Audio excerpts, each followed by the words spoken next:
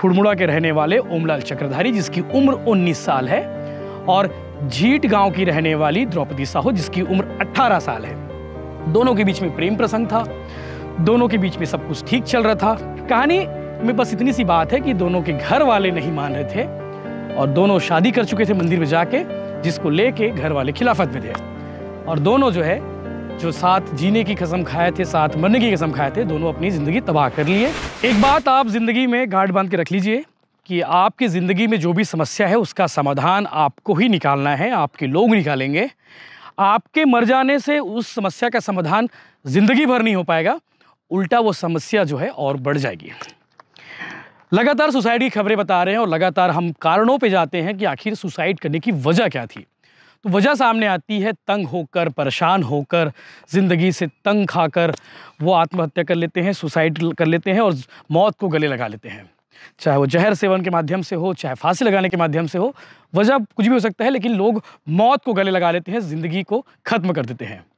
लेकिन समाधान का रास्ता जो है आपको खुद को निकालना होगा, आपके परिवार वालों के साथ निकालना होगा, ना कि आप मौत को गले लगाते हैं तो मौत को गले लगाने के बाद चीज़ें और बढ़ जाती हैं, समस्याएं और बढ़ जाती है। आज जो मैं आपको कहानी बताने वाला हूं, एक प्रेमी युगल की कहानी बताने वाला हूं जो एक साथ खुदकुशी कर लिए। पाटन ब्लॉक का मामला है। खुड़मुड़ा के रहने वाले ओमलाल चक्रधारी जिसकी उम्र 19 साल है और झीट गाँव की रहने वाली द्रौपदी साहू जिसकी उम्र 18 साल है। दोनों के बीच में प्रेम प्रसंग था, दोनों के बीच में सब कुछ ठीक चल रहा था।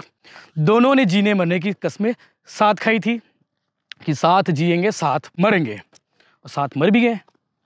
इन्हें लगता था कि घर वाले इनकी बात नहीं मानेंगे, इन्हें लगता था कि घर वाले इनकी शादी को लेकर खिलाफत में रहेंगे और हो सके तो इनको सज़ा भी दे देंगे।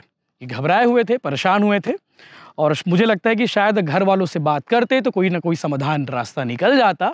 लेकिन इन दोनों ने साथ मरने की कसम खाई थी तो साथ मर गए। रंग में डूबा हुआ था सरोवर था, सबके घर में रंगों की खुशियाँ थी, इनके घर में भी खुशियाँ थी। लेकिन उस वक्त खबर आई जब इनके घर वालों को पता चला कि इनके बच्चों ने खुदकुशी कर ली है। खुड़मुड़ा गाँव के रहने वाले ओमलाल चक्रधारी और द्रौपदी झीट गाँव की रहने वाली थी। दोनों घर से कपड़ा लेकर निकले हुए थे। कपड़ा जो है गाड़ी में ही रखा हुआ था। जिस खेत के पास इन्होंने खुदकुशी की है, एक ही पेड़ में फंदे पर जो है दोनों झूल गए। जानकारी सामने आई है कि इन दोनों जो पहले मंदिर में शादी कर चुके थे और घर वाले जो है स्वीकार नहीं कर रहे थे शादी की बात को लेकर। पुलिस ने जो जानकारी दी है वो आपको मैं बता रहा हूँ। और शायद ये भी जानकारी सामने आई कि दोनों शादी करना चाहते थे लेकिन घर वाले इस बात से खिलाफत में थे और इसीलिए इन्हें लगा कि आगे भी शायद घर वाले नहीं मानेंगे। दोनों गए, घर से निकले और घर से निकलने के बाद होली के दिन जो है खेत में गए। खेत में जाने के बाद जो है फांसी लगा ली। कुछ लोग जो है सुबह देखने के बाद गाड़ी खड़ी थी पास में, उस गाड़ी से उसकी पहचान हुई कि ये ओमलाल चौधरी जो खुड़मुड़ा के रहने वाले जिसकी उम्र 19 साल है उसकी गाड़ी है। घर वालों को सूचना दी गई, पुलिस की टीम के साथ घर वाले पहुंचे, शव को उतारा गया। शव को उतारने के बाद पोस्टमार्टम के लिए भेजा गया। शॉर्ट पीएम रिपोर्ट के मुताबिक यही आई है कि दोनों के जो मौत है वो दम घुटने की वजह से यानी कि फांसी के फंदे से हुई है। कहानी में बस इतनी सी बात है कि दोनों के घर वाले नहीं मान रहे थे और दोनों शादी कर चुके थे मंदिर में जाके, जिसको लेके घर वाले खिलाफत में थे।